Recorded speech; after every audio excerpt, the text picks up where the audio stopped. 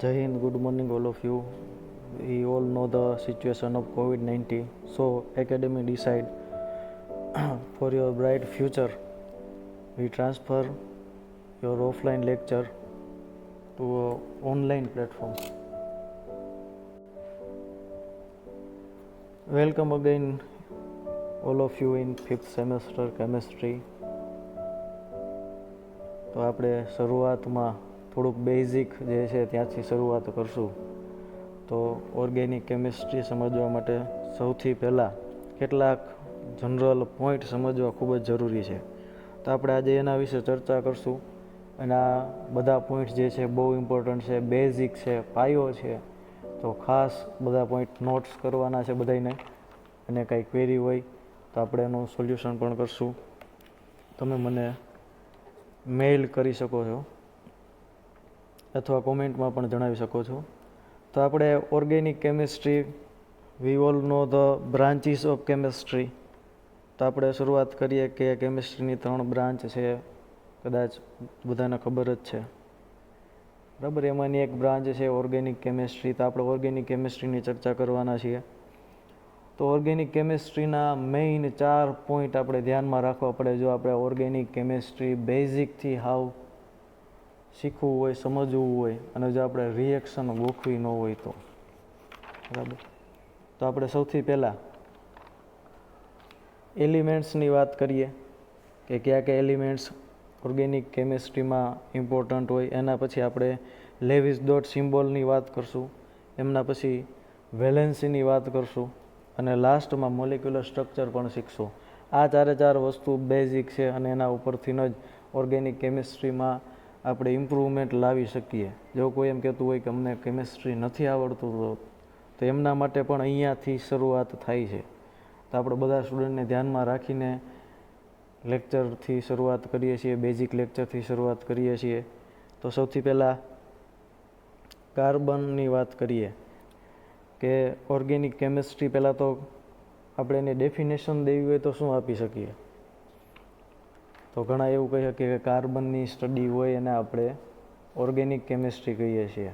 હા, તો એક રીતે ડેફિનેશન સાચી જ થાય કે આપણે ઓર્ગેનિક કેમિસ્ટ્રીમાં કાર્બન જ ભણવાનું છે.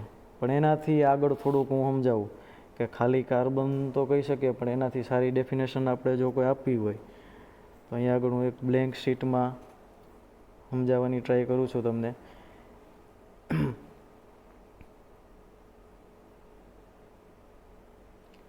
તો અહીંયા આગળ ખાલી કાર્બન નહીં પણ કાર્બન પ્લસ હાઇડ્રોજન, એને આપણે કહીશું hydrocarbon.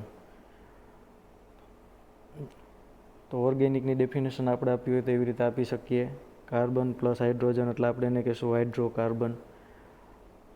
In which branch we study hydrocarbons. બરાબર. આમાં કોઈ વસ્તુ જરા પણ યાદ રાખવાની છે, ગોખવાની નથી, બરાબર, ખાલી સમજવાની છે. કાર્બન એન્ડ હાઇડ્રોજન એટલે એને આપણે કહીશું હાઇડ્રોકાર્બન.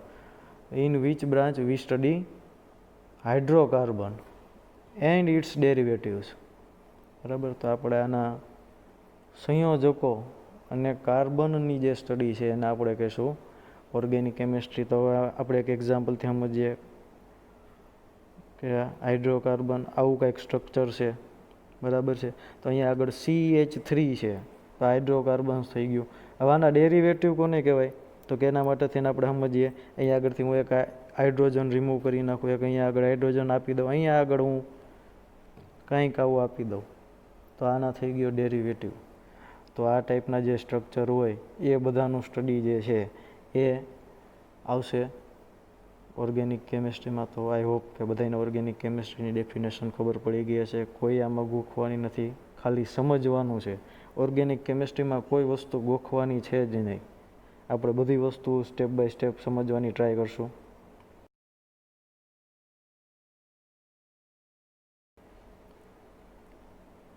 તો સૌથી પહેલાં આપણે એલિમેન્ટ્સની વાત કરી. એલિમેન્ટ્સની અંદર આપણે કાર્બનની વાત કરી કે અહીંયા આગળ કાર્બન અને કાર્બન રિલેટેડ જે સ્ટડી હોય એને આપણે ઓર્ગેનિક કેમિસ્ટ્રીમાં ઇન્ક્લુડ કરશું. અને એની જ સ્ટડી આપણે કરવાની હોય છે. તો પહેલો પોઈન્ટ કાર્બન ક્લિયર થઈ ગયો. હવે આપણે આગળ વાત કરીએ લેવિસ ડોટ સિમ્બોલ. તો લેવિસ ડોટ સિમ્બોલ એટલે લેવિસ નામના સાયન્ટિસ્ટે એક વેલેન્સી ઇન્ડિકેટ કરવા માટે જે મેથડ આપી એને આપણે લેવિસ ડોટ સિમ્બોલથી ઓળખીએ છીએ. એક્ઝામ્પલ આપણે અહીંયા થોડુંક સમજવાની ટ્રાય કરીએ. આવી રીતે આપણી પાસે કાર્બન છે. અહીંયા આગળ તમને બાજુમાં ઇમેજ દેખાય છે. આ ઇમેજ જે છે એ કાર્બનનું સ્ટ્રક્ચર છે. એમની અંદર સેન્ટરમાં પ્રોટોન પ્લસ ન્યુટ્રોન હોય અને સાઈડમાં બહારની શેલમાં શું હોય? ઇલેક્ટ્રોન હોય. અહીંયા આગળ 1 2 3 4 5 and 6 આવા કંઈક ઇલેક્ટ્રોન આવેલા છે. હવે ધ્યાનથી જોવો તો ઇલેક્ટ્રોન એવી રીતે આવેલા છે. હું થોડુંક ક્લિયર કરી નાખું. તો આ સેલ જે છે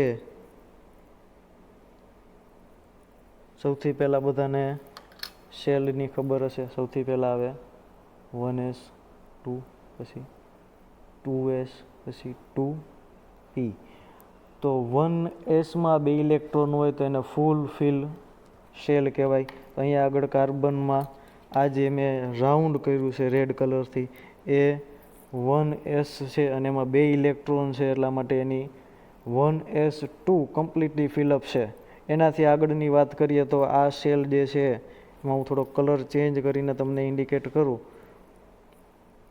તો આ જે છે આ જે રાઉન્ડ હું કરું છું આ 4 ઇલેક્ટ્રોન છે. જ્યારે આપણને ખબર છે કે 2 સેલની અંદર 2s2 અને 2p6 ટોટલ 8 ઇલેક્ટ્રોન થવા જોઈએ. બરાબર ને? તો 8 ઇલેક્ટ્રોન થવા જોઈએ એની જગ્યાએ આપણી પાસે છે 4 ઇલેક્ટ્રોન. તો 4 ઇલેક્ટ્રોન અયુગ્મિત અવસ્થામાં હોય. બરાબર? આ આપણે F5માં ભણી ગયા, 12થમાં ભણ્યા, 11થમાં ભણ્યા. તો 4 ઇલેક્ટ્રોન એમને ઘટે છે. એટલે કે 4 ઇલેક્ટ્રોન એવી રીતે છે કેવી કન્ડિશનમાં છે કે સિંગલ સિંગલ સિંગલ અને સિંગલ આવી રીતે આને 4 ઇલેક્ટ્રોન છે. તો હું એને સિમ્બોલાઇઝેશનથી કઈ રીતે લખીશ? હું તમને કોઈ એવી રીતે લેવિસ ડોટ સિમ્બોલમાં ઇન્ડિકેટ કરવાનું વાત કરું તો તમે આવી રીતે આખું સ્ટ્રક્ચર ડ્રો કરો, પછી આવી રીતે ઇલેક્ટ્રોન ડ્રો કરો, પછી આપણે એની રિએક્શન કરાવીએ તો ઘણો બધો ટાઈમ વયો જાય. તો આપણે એને ઇઝીલી સિમ્બોલાઇઝેશનથી કઈ રીતે ડ્રો કરવાની ટ્રાય કરશું. તો આપણે આ જે આખું સ્ટ્રક્ચર છે એને થોડુંક સિમ્બોલાઇઝેશનથી આવી રીતે ડ્રો કરશું કે આપણી આગળ અહીંયા આગળ જે છે સેન્ટરને આપણે કાર્બન કહી દેશું. આ આપણો કાર્બન થઈ ગયો. હવે અહીંયા આગળ જે ઇલેક્ટ્રોન છે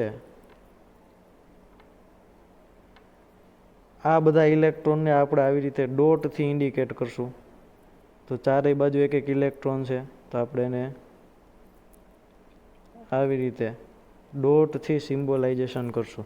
તો આવી રીતે કોઈ પણ આપણું જે એલિમેન્ટ હોય એમની બહારની આઉટર સેલમાં જે અયુગ્મિત ઇલેક્ટ્રોન્સ હોય,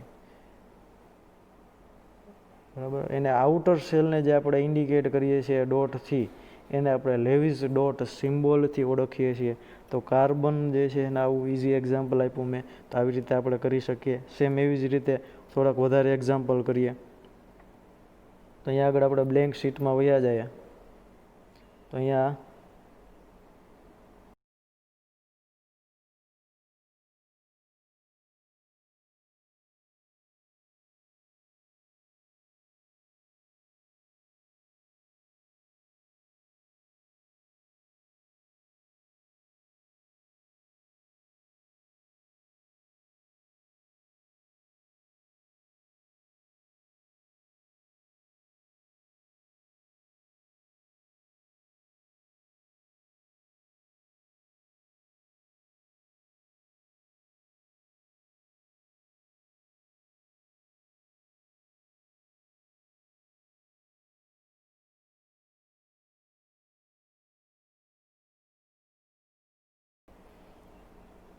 તો હવે અહીંયા આગળ આપણે બીજા એક્ઝામ્પલ સમજીએ. તો કે અહીંયા આગળ મારી આગળ હાઇડ્રોજન છે. તો હાઇડ્રોજનની આઉટર સેલમાં આવી રીતે એક જ ઇલેક્ટ્રોન હોય.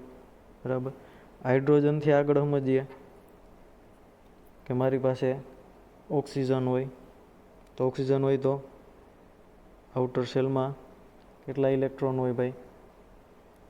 બરોબર છે 6. તો 2 આવી રીતે અયુગ્મિત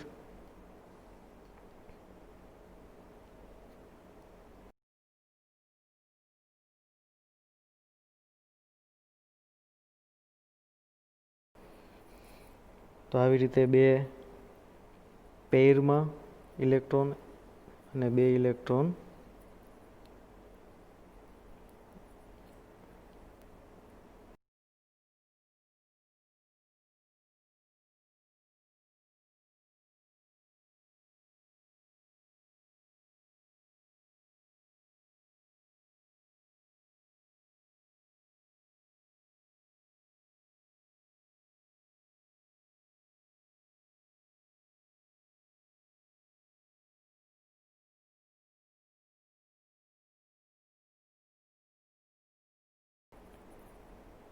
એક ઇલેક્ટ્રોન અહીંયા આગળ, બીજો એક ઇલેક્ટ્રોન અહીંયા આગળ. ટોટલ 6 ઇલેક્ટ્રોન થઈ ગયા. તો આવી રીતે આ બે જે છે એ કેવા છે? આ બે પેરમાં છે. અહીંયા આગળ જે છે એ 2 અનપેર ઇલેક્ટ્રોન છે. તો આવી રીતે ઓક્સિજનનું, સેમ એવી જ રીતે નાઇટ્રોજનનું તમે તમારી રીતે હાથે ટ્રાય કરો. પ્લસ હેલોજનમાં પણ તમારી રીતે હાથે ટ્રાય કરો. હવે આપણે થોડુંક એક્ઝામ્પલથી સમજીએ કે આપણે લેવિસ ડોટ સિમ્બોલથી રિએક્શન કઈ રીતે ઇઝી બને છે. તો એના માટે થઈને આપણે સમજીએ. અહીંયા આગળ આપણે કાર્બનનું પહેલાં લેવિસ ડોટ હું અહીંયા લખું છું. તો કાર્બનની આપણે આગળ જોયું એમ કે ચારે બાજુ એક એક સિંગલ કાર્બનમાં ઇલેક્ટ્રોન હોય છે.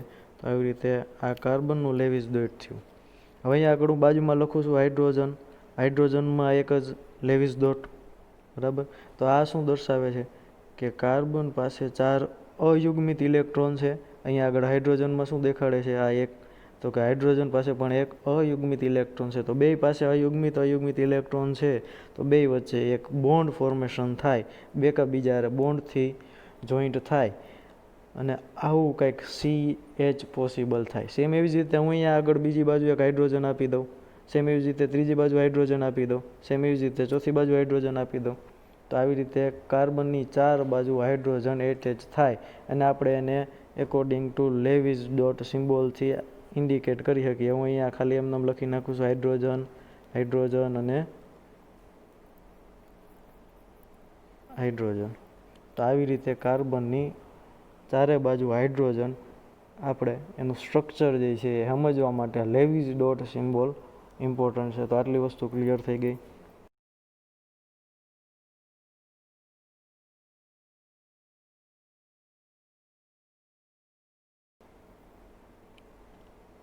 હવે આપણે એનાથી આગળનો પોઈન્ટ ડિસ્કસ કરીએ, વેલેન્સી. તો વેલેન્સી જે છે એ અને લેવિસ ડોટ સિમ્બોલ એકબીજાના થોડા કનેક્ટેડ ટાઈપના છે.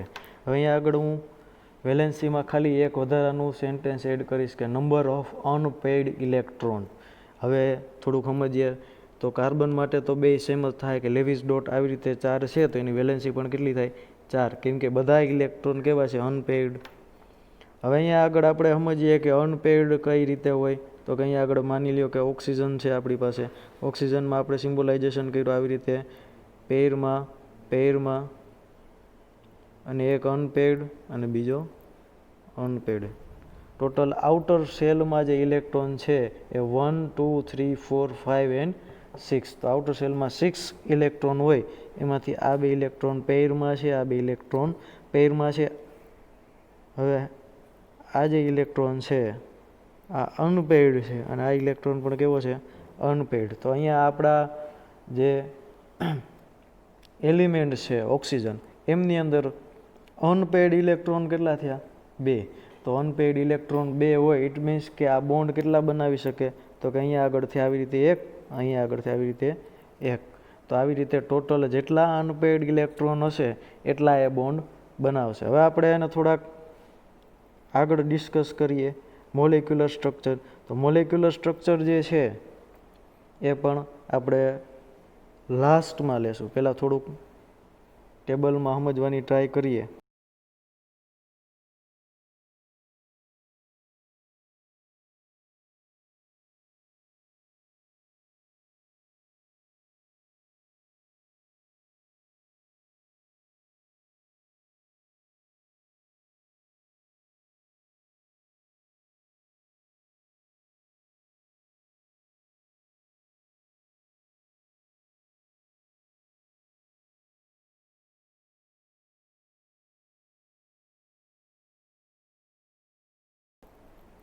તો અહીંયા આગળ આપણી પાસે એક બ્લેન્ક ટેબલ છે, એમાં આપણે થોડું સમજવાની ટ્રાય કરીએ. તો સૌથી પહેલાં એલિમેન્ટ્સ જોઈએ આપણે. તો એલિમેન્ટ્સ આપણે કયા એલિમેન્ટ્સ આપણે ઓર્ગેનિક કેમિસ્ટ્રી માટે ઇમ્પોર્ટન્ટ છે તેની વાત કરીએ. મેઇનલી 5 એલિમેન્ટ્સનો જ મોસ્ટ યુઝ છે ઓર્ગેનિક કેમિસ્ટ્રીમાં. તો સૌથી પહેલાં આપણને ખબર છે કે જેના થ્રુ ઓર્ગેનિક કેમિસ્ટ્રી છે એવું કાર્બન. તો અહીંયા આગળ હું લખું છું કાર્બન. કાર્બન પછી આપણે હાઇડ્રોકાર્બન વાત કરી હતી, એટલે કાર્બનની હારે જોશે હાઇડ્રોજન. એનાથી આગળ વાત કરીએ તો ઓક્સિજન. એનાથી આગળ વાત કરીએ તો નાઇટ્રોજન. અને હવે સૌથી લાસ્ટમાં હેલોજન. તો આ મોસ્ટ 5 એલિમેન્ટ્સનો જ તમારે યુઝ આવશે ઓર્ગેનિક કેમિસ્ટ્રીની અંદર. તો આપણે એમાં થોડુંક આપણે જે ભણ્યા છીએ એને ઇમ્પ્લિમેન્ટ કરતા જઈએ. તો વેલેન્સ શેલ ઇલેક્ટ્રોન એટલે બહારની બાહ્યતમ કક્ષામાં જે ઇલેક્ટ્રોન હોય એમને કહેવાય વેલેન્સ શેલ ઇલેક્ટ્રોન. તો કાર્બનની અંદર બાહ્યતમ કક્ષામાં 2 ઓર્બિટલ હતી એમની અંદર, બરાબર. તો એની અંદર આપણને બધાને ખબર છે 2s2 અને 2p2 એટલે ટોટલ 4 બહારની શેલમાં 4 ઇલેક્ટ્રોન્સ હોય. સેમ એવી જ રીતે હાઇડ્રોજનમાં એક જ હોય, એટલે જે શેલ છે એ બહારની જ શેલ કહેવાય. એટલે હાઇડ્રોજનમાં હું અહીંયા આગળ લખું છું 1. સેમ એવી રીતે એનાથી આગળ ઓક્સિજન માટે પણ શેલ 2માં 6 ઇલેક્ટ્રોન હોય. સેમ એવી રીતે એનાથી આગળ નાઇટ્રોજનમાં 5 ઇલેક્ટ્રોન હોય. એનાથી આગળ હેલોજનમાં 7 હોય. હેલોજનમાં એક જ ઇલેક્ટ્રોન ઘટતો હોય. આપણને ખબર છે 8 થઈ જાય તો શેલ કમ્પ્લીટ થઈ જાય, તો નોબલ ગેસીસ આવી જાય. હેલોજન જે છે જસ્ટ નોબલ ગેસથી આગળનો એક એલિમેન્ટ છે, એટલે એમાં એક ઇલેક્ટ્રોન ઘટતો હોય. હવે લેવિસ ડોટ સિમ્બોલ આ તમારે હાથે ટ્રાય કરવાની છે. આપણે એક્ઝામ્પલ સમજાય એમ કાર્બન 1 2 3 4 આ જે બધા વેલેન્સ શેલ છે એને આપણે આવી રીતે ડોટથી ઇન્ડિકેટ કરશું. એને આપણે કહીશું લેવિસ ડોટ સિમ્બોલ. અહીંયા આગળ ઓક્સિજન હોય તો ઓક્સિજન 1 2 3 4 5 એન્ડ 6. નાઇટ્રોજનમાં સેમ, તમે હાથે ટ્રાય કરો. હેલોજનમાં હાથે ટ્રાય કરો. Number of unpaired electron. હવે આ નંબર ઓફ અનપેઇડ ઇલેક્ટ્રોન કયો અથવા તો વેલેન્સી કયો, બે વર્ડ સેમ છે. અહીંયા આગળ હું વી લખી નાખું, વી ફોર વેલેન્સી. તો હવે આપણે સમજવાની ટ્રાય કરશું કે જેટલા એકાંકી ઇલેક્ટ્રોન હોય અથવા અનપેઇડ ઇલેક્ટ્રોન હોય એને આપણે વેલેન્સી કહેશું, કે જે બોન્ડ બનાવવા માટે પાર્ટિસિપેન્ટ થતા હોય. તો અહીંયા આગળ કાર્બનમાં 4 ઇલેક્ટ્રોન છે, 4 4 કેવા છે? અનપેઇડ છે. તો અહીંયા આગળ કાર્બનની વેલેન્સી થઈ 4. હાઇડ્રોજનમાં એક જ ઇલેક્ટ્રોન છે અને એ અનપેઇડ છે, તો એની વેલેન્સી થઈ 1. એનાથી આગળ ઓક્સિજનમાં 2 પેરમાં છે, બાકીના 2 જે છે કે સિંગલ બોન્ડ છે, સિંગલ ઇલેક્ટ્રોન છે.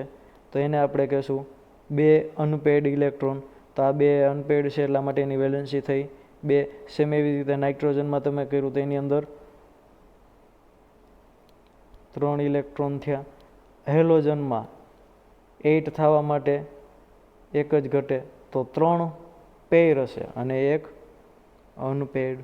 તો આવી રીતે એની વેલેન્સી થઈ. કાર્બનની વેલેન્સી 4, હાઇડ્રોજનની વેલેન્સી 1, ઓક્સિજનની વેલેન્સી 2, નાઇટ્રોજનની વેલેન્સી 3 અને હેલોજનની વેલેન્સી 1.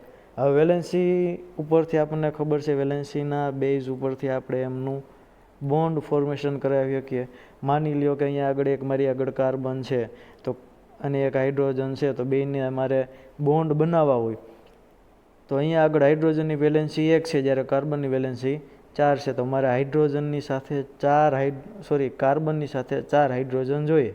સેમ એવી જ રીતે અહીંયા આગળ હું કાર્બન લઈ લઉં છું મારું સ્ટાર્ટિંગ મટીરિયલ, અને એને મારે ઓક્સિજન હારે બોન્ડ બનાવવા હોય તો કેટલા ઓક્સિજન જોઈએ?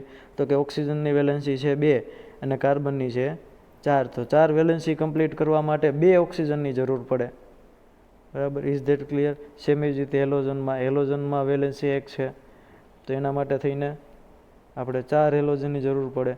તો આપણે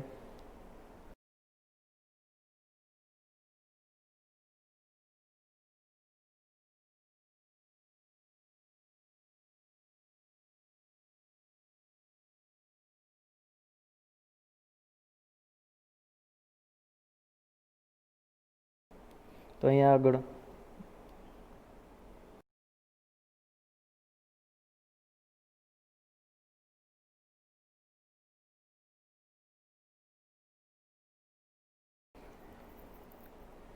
તો અહીંયા આગળ આપણે કાર્બનની વેલેન્સી થઈ 4, હાઇડ્રોજનની વેલેન્સી થઈ 1. તો આ બેની વેલેન્સી કમ્પ્લીટ કરવી હોય તો 1 કાર્બન અરે 4 હાઇડ્રોજનની જરૂર પડે.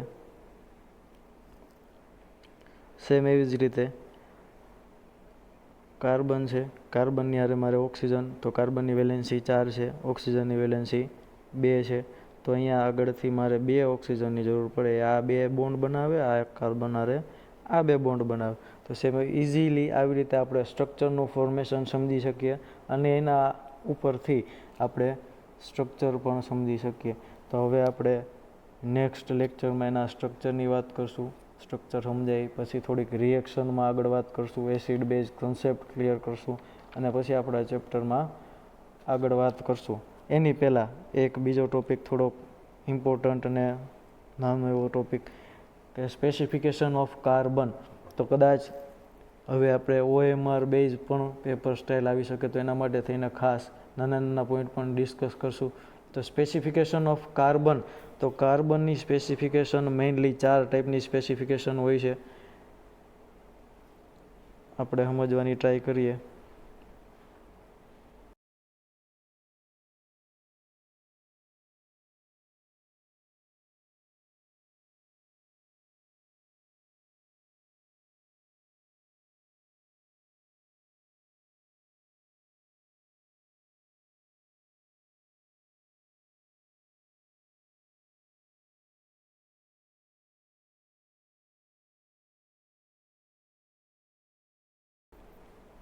તો અહીંયા આગળ તમે જોઈ શકો છો કાર્બનની 4 સ્પેસિફિકેશન અહીંયા આગળ લખેલી છે. એક છે લોંગ ચેઇન, એટલે કાર્બન કાર્બન વચ્ચે આવી રીતે લોંગ ચેઇન પોસિબલ થાય. એના પછીનો સેકન્ડ પોઈન્ટ છે સાઇડ ચેઇન, એટલે કે કાર્બનની લોંગ ચેઇન તો પોસિબલ થાય જ છે, પણ આવી રીતે એમાં સબ બ્રાન્ચ પણ આવી શકે.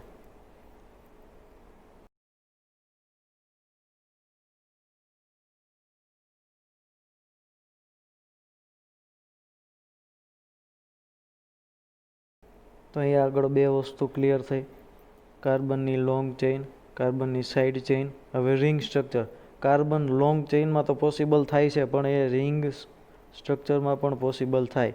મિનિમમ 3 એલિમેન્ટ હોય ત્યારે કોઈ પણ રિંગ સ્ટ્રક્ચર પોસિબલ થાય. તો આવી રીતે 3 કાર્બન હોય જેને આપણે ટ્રાય કહીશું, ટ્રાયથી લઈ ટ્રાય, ટેટ્રા, પેન્ટા, હેક્ઝા, હેપ્ટા, ઓક્ટા, એવી રીતે કન્ટિન્યુઅસલી એની ચેઇન જોવા મળે. એમાંનું એક ફેમસ સ્ટ્રક્ચર આપણે લખીએ તો અહીંયા આગળ બેન્ઝીન, બરાબર ને, 6 member ring.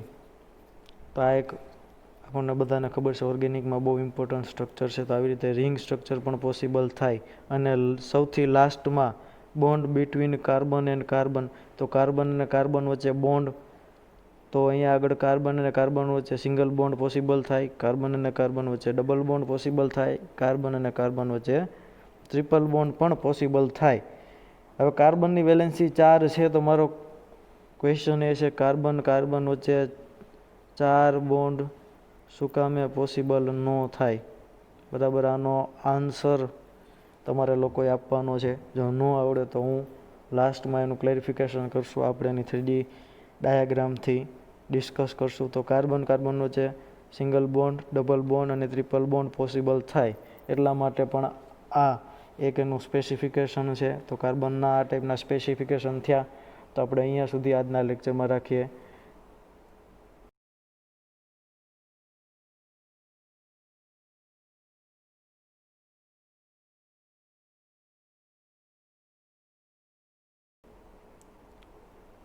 Thank you all of you.